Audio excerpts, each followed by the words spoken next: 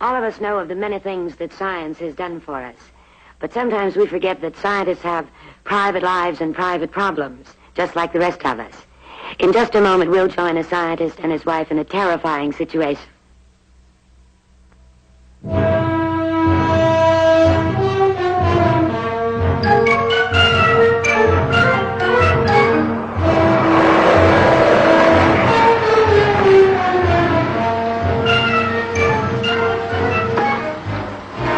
Dr. Donald Taylor at his office.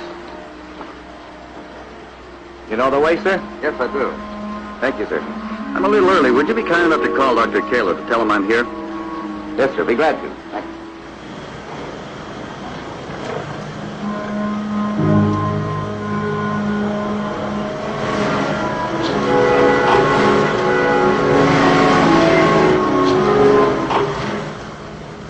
Hello, Dr. Taylor.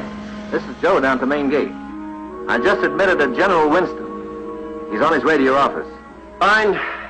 Thank you very much for calling. Who was it, Donald? Huh? Oh, it was Winston. He's on his way to my office. You know, these visitors from Washington, they're always so early. You haven't finished your dinner yet. I haven't finished these reports yet. I'm supposed to talk about these reports tonight, among other things. Do you realize you never eat a full meal anymore? You can't sit down at the table long enough. Meals are the only time I get to see you or talk to you. Oh, you exaggerate. No, I don't. You've gone back to your office every night for nearly 2 weeks. You don't seem to realize how much you work. I do. Well, we went to a party about a week ago. I remember very well.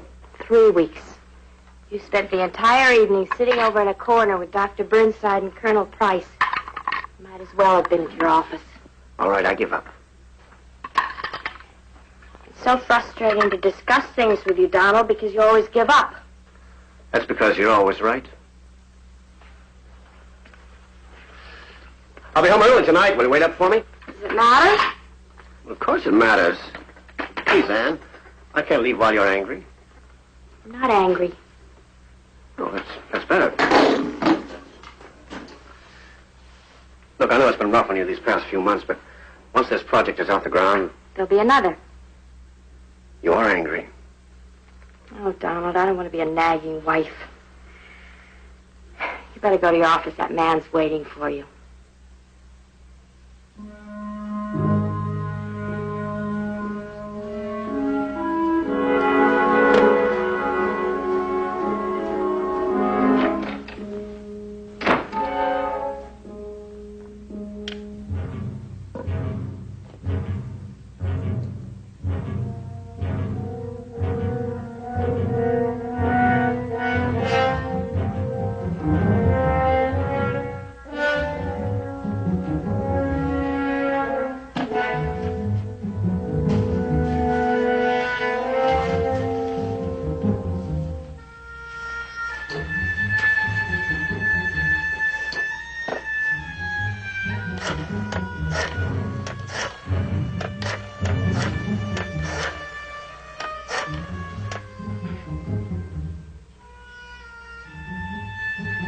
Hello, Walter, it's Anne. I'm sorry to bother you at night, but I had... Well, thank you. I don't really like birthdays anymore, but I do appreciate your remembering it. Walter, I was wondering if I could come in and see you at your office tomorrow. Yes, it's about Donald. It's about his separation. I can't go on anymore like this, Walter. I'm losing my mind. I have tried. You know I have, but he doesn't need me anymore. There's nothing I can contribute. He won't even miss me. Walter, listen, I don't want to talk about it anymore. We've been through this all before. Now I want to do something about it. Now, what time tomorrow? No lunch. No lunch. I'm coming to you as a lawyer, not as a friend. Late? 2 o'clock. Thank you, Walter.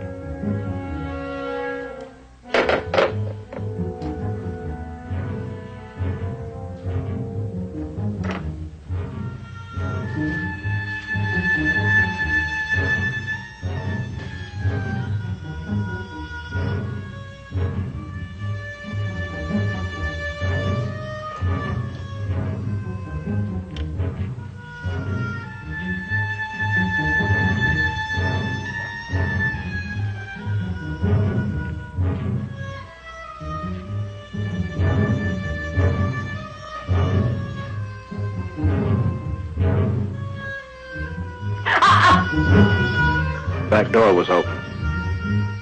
Who are you? What do you want? I want to see your husband. He isn't here. Please leave. I have some very important matters to discuss with your husband. I'll wait if you don't mind. I do mind. I don't know you. You'll have to go. I'm sorry. In there, please. Sit down.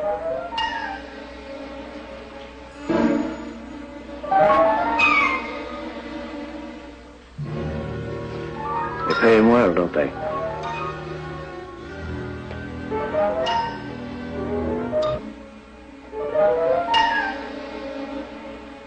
I'm prepared to use this, Mrs. Keeler.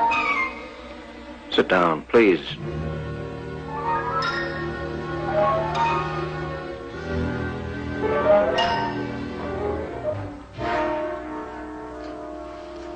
Thank you. $17,500 per annum, I think the salary is. Or has he been awarded a raise recently? He's only 38, isn't he? There's 38 hours in charge of an entire research project in turbodynamics. We anticipated the jet engine by several years. I have a citation from the government. Ask your husband about me. He knows about me. What are you here for? What do you want from Donald? Justice. You believe in justice, don't you, Mrs. Kaler? You believe that a murderer should be punished? I don't see what that has to do with my husband. He's guilty of murder, of destroying a man and his work without conscience, with one stroke of his red pencil. You certainly can't call that murder. Scientific murder is what I'm calling it. He threw out my blueprints, said my engine was dated. Wouldn't even make a model of it. All those years, threw them out. The young genius con that takes out a red pencil and marks it obsolete. Well, that was his job. He had to. You want to know what I did to him? I'll tell you what I did to him. I walked into his office and I threw those blueprints right in his face. All that work right in his face, and I walked out. It wasn't until much later that I realized that was exactly what he wanted me to do. I got out of his way. Well, I'm not staying out of his way, Mrs. Kaler. Are you waiting here to shoot my husband? Well, what would you do, Mrs. Kaler? He stole my engine. When your husband comes home, get him to tell you the whole story. I'll let him live long enough to tell you. What's your name? Rudolph Miller. I've heard that name. Where are you going? What are you going to do? You had an article in the Scientific Journal. Here, August 1954. Expect to see this here. It's mine. I bought it. I've been studying. So I could talk to my husband intelligently. I bought a lot of old magazines. Studying? I wanted to take an interest in his work, encourage him. Encourage him? What encouragement does a scientist need? All he wants is to be allowed to work. All he asks...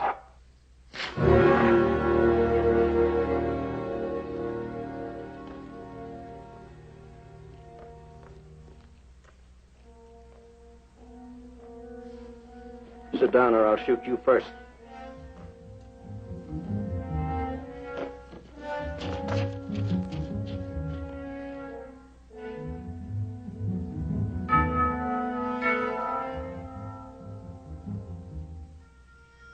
Ask who it is. Who is it? It's Joe, Mrs. Kaler. One of the guards. See what he wants. Just act natural.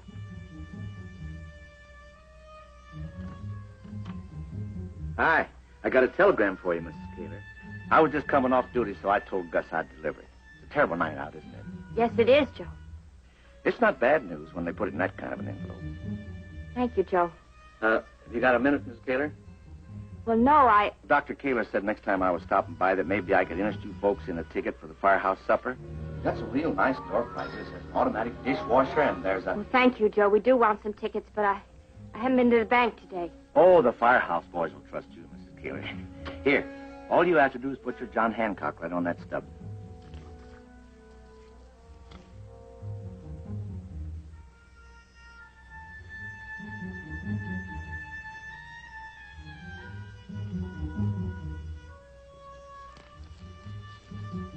Thank you, Mrs. Keeler. And you can give me the money the next time you come by the gate, huh? Good night.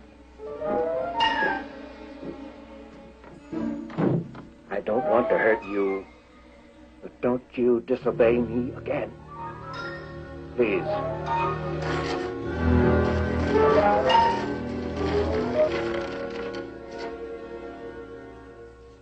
Happy birthday. All our love, Mother, Barbara, and Dad. What happens after you pull the trigger? Have you thought of that? Yes, I've thought of that. Then you'll be the murderer. I'll be right. That's what matters. You're committing suicide. I'm dead already. There's no sense trying to reach you. There's no sense at all. You're absolutely crazy. Oh, dear God. Call your husband right now. Tell him to come home. Tell him you're sick. Call him now.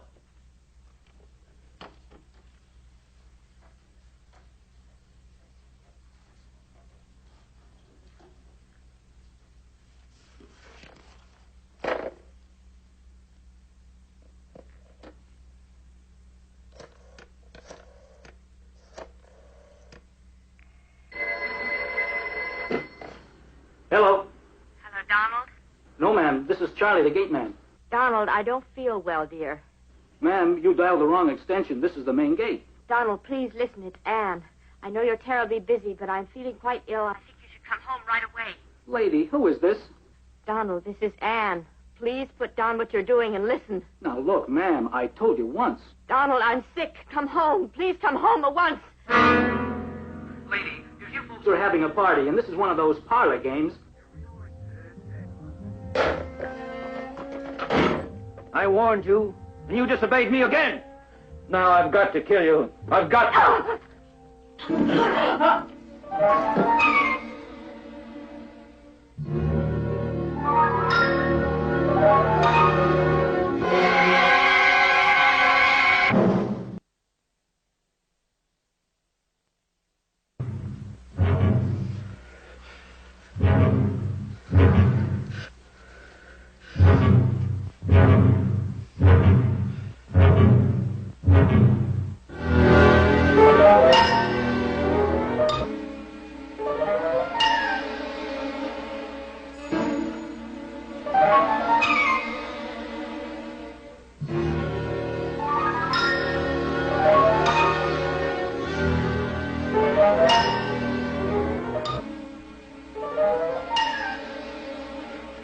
Nurse. Nurse! Yes?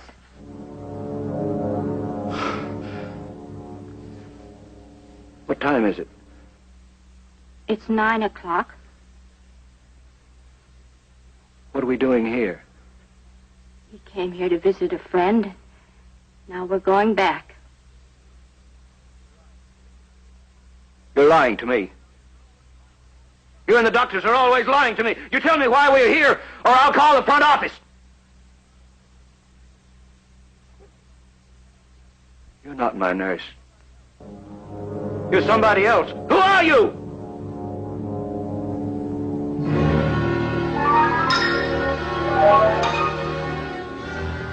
May I have it back, please? What? My gun. Now that you've looked at it. Your gun. Yes. It's grim looking, isn't it? Please give it back to me. It makes me nervous when anyone holds it too long. This isn't yours. Dr. Miller, I must insist. This is mine. I bought it from a prisoner of war in 1942. I gave him 2 packs of cigarettes for it. Why did you say it was yours? Dr. Miller, I want you to leave my house right now! Right now!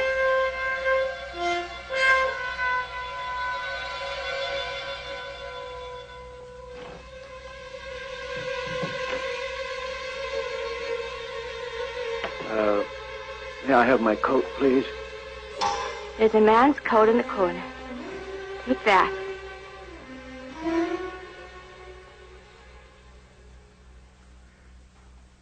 I'm sorry. I sometimes have slight lapses of memory. Who lives here, please? What's your name? My name is Anne. Anne. Yes, Anne Johnson. Johnson? Yes. And your name is Rudolph Miller. And you wanted me to remind you should be home by 8. It's way past that now. Yes, it is. How long have I been here? Anne!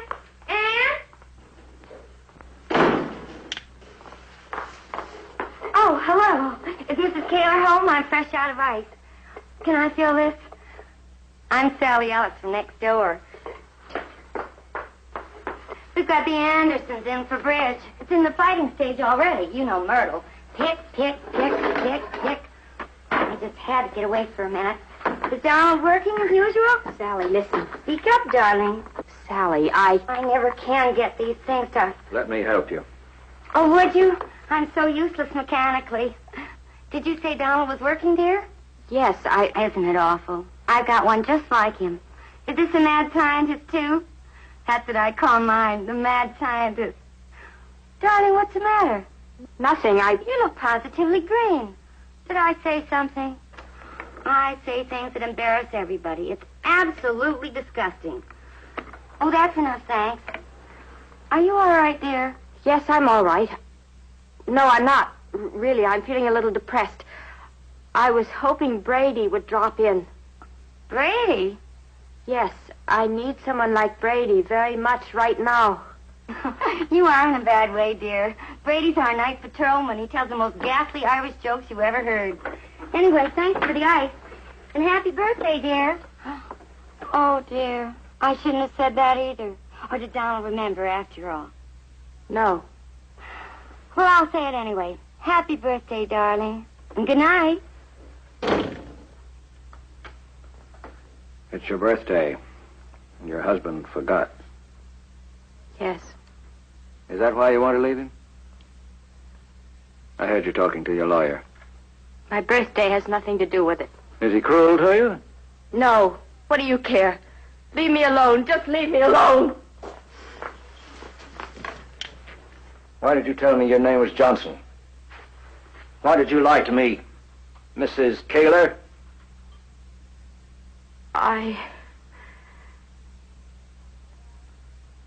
Are you married, Dr. Miller? Are you married? No. Well, it's very difficult to be married to a scientist. You can imagine. Scientist is like any man. Oh, no, he isn't. His work is so important to him. Women can't share that work.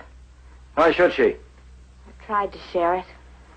I simply don't have the intellect. I just can't keep up. What nonsense. Do you think he wants technical discussions when he comes home at night? No, of course Do not. you think he wants an intellectual giantess sitting across the table from him? No, he but works long and hard. When he comes home, he wants someone to comfort him. Someone to tell him how wonderful he is, like any man. Yes, well, if he'd tell me that just once, if I knew he needed me. What do you think our work is like with all of its pressures? Day after day, the bitter disappointments and the failures and it's a terrible strain. You say a scientist is a man that doesn't need anyone because of his work? Well, you're wrong. It's because of his work that a scientist does need someone very much. He needs someone to come home to. Someone to say foolish things to him, make me laugh. Someone to care about me. Otherwise, what does my work mean? Why am I working? Is this so difficult to understand? Isn't there anyone to take care of you? Don't think I don't know while we're talking. I'm not distracted, Mrs. Kaler. I haven't forgotten why I'm here. Please let me help you, Dr. Miller. I'd like to help you. Please let me call the hospital and get help. Tell me the name of your doctor. I've been discharged from the hospital. That's all over. I'm as competent as you are. Dr. Miller, let me take you back. My car's in the garage. Oh, please. Think I could leave now? With your husband coming through that door at any minute, you think I could do that? You could if you weren't afraid. Afraid? Yes. Afraid of what? Afraid of being hurt. Afraid that people want to hurt you.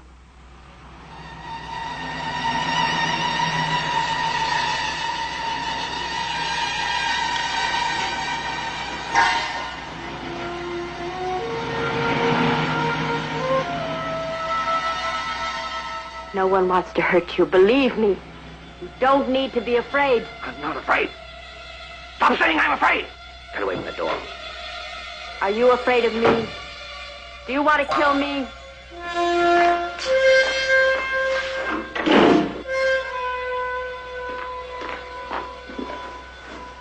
Man. What are you doing here? In the dark. It's all right, darling. Everything's all right. Dr. Miller came here to help me. I was confused and unhappy. I didn't know what to do. He's helped me. No. That's not true. He's taught me things. He's helped me to understand things I couldn't see for myself.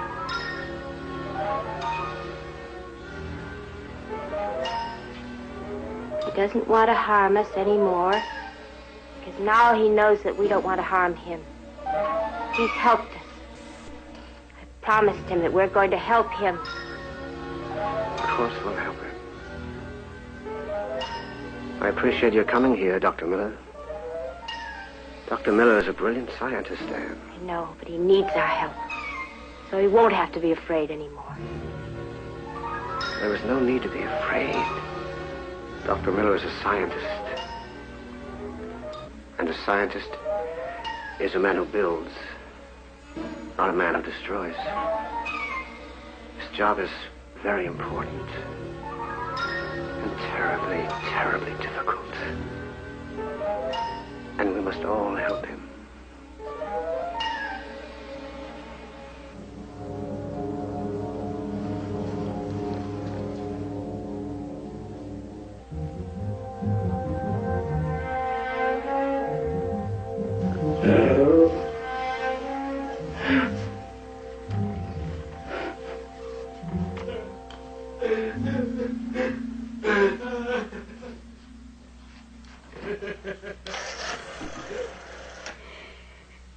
Hello, operator. Will you give me the county hospital, please?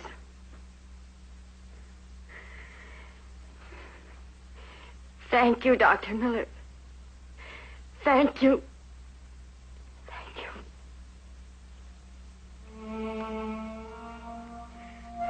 Hello, county hospital. Would you please give me the doctor who takes care of Dr. Miller?